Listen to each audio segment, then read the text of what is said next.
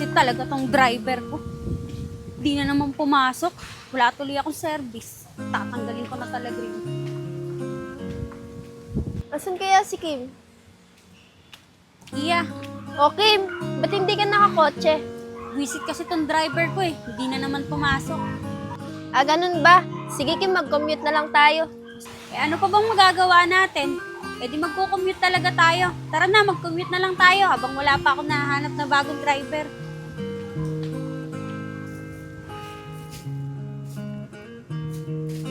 Walang kalakal dito. Nagugutom na ako. Ayun, dalawang babae. Kakapalang ko na nga mukha ko. Baka sakaling makahingi ng pera.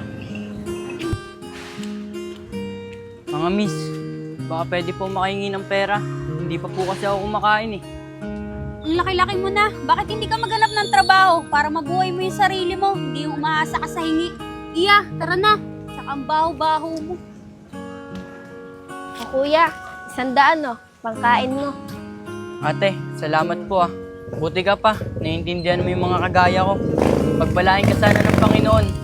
Ano ka ba? Wala yun. Galing din naman ako sa hirap eh.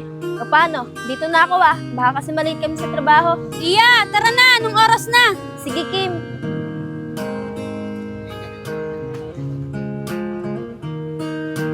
Iya, bakit mo pa kinausap yun? Tapos tinulungan mo pa. Hanggat may tumutulong sa kanila, hindi sila matututong magtrabaho. Oh, saan yung kausap mo? Ah Kim, baka tumakbo na. Nagugutom na daw kasi eh. Basta, sa susunod, pag may humingi sa'yo ng tulong ng ganon, huwag mo nang bigyan para hindi masanay. Tara na, anong oras na?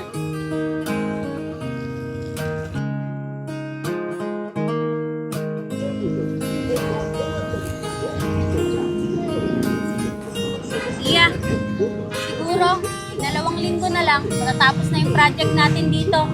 Lilipat na tayo sa Bulacan.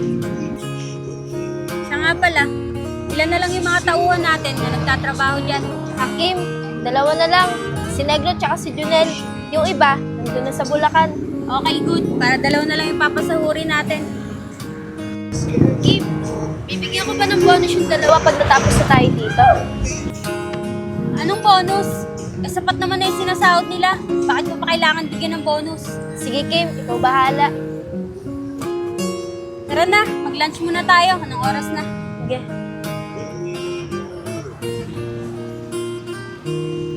Negro, kanina pa kita napapansin ah. Hindi maipinta yung mukha mo ah. Lalo na kaninang umaga. Parang kanina ka pa malungkot. Hindi ako sanay na malungkot yung partner ko na si Monkey. Uy, Negro. Junel, may problema kasi ako eh. Yung anak ko, nasa ospital. Ano? Bakit? Ano nangyari sa anak mo? Nel, dinenggi kasi yung anak ko eh. Tapos, ang lahat pa ng babayaran ko sa ospital. Ah, ganun ba? Ibig sabihin, kailangan mo ng pera.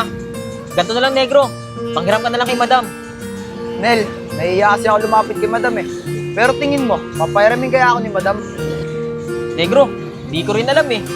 Kasi di pa ako nakakautang kay Madam. Pero try mo. May project pa naman tayo sa Bulacan eh.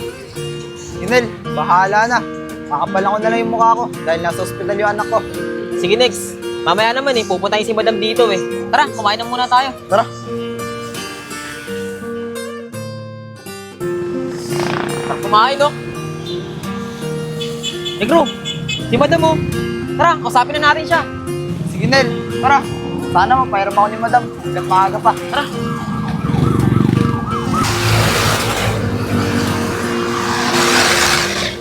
Negro, tara. Bilisan natin. Madam! O, Negro, bakit? Madam, kakapalan ko na yung mukha ko. Madam, baka pwede po ako makayaran ng pera. Nasa ospital po kasi yung anak ko eh. Kakasahod mo lang kahapon ah. Wala ka na agad pera. Madam, ang laki kasi ng babayaran ko sa ospital eh. Kahit ikaltas nyo na lang po kada sahod. Ay nako, Negro, wala akong mapapahiram sa'yo. Tsaka yung problema mo sa pamilya mo, pag mo idamay sa trabaho. Tsaka anong oras na oh? Bumalik na kayo sa trabaho. Iya, tara na.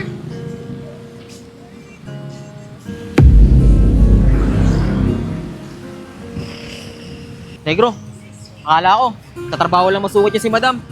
Pati pala sa personal na buhay. Pero hayaan mo na, Negro. Huwag mo nang isipin yun. Sa iba ka na lang uli mangutang. Ano, tara na. Trabaho na tayo. Kim, bakit naman hindi mo pinahiram ng pera si Negro kanina? Ang sipag-sipag nun magtrabaho, tsaka para sa anak naman niya eh. Ay naku, Iya, huwag mo silang kukonsintihin. Kung kukonsintihin mo sila, hindi sila matututong mag-ipon. Tsaka huwag masyadong malambot yung puso mo. Yan ang magpapahirap sa'yo. Ganun ba? Kim, kawawa naman kasi yung anak ni Negro eh. Ay naku, Iya, di ba sinabi ko sa'yo, na kapag malambot ang puso mo, yan ang magpapahirap sa'yo. Kaya dapat maging practical ka. Iya, mauna ka nang umuwi. May dadaanan pa kasi ako eh. Sige Kim, mag-ingat ka. Commute na muna tayo hanggang hindi pa ako nakakahanap ng bagong driver. Sige Kim, dito na ako. Sige.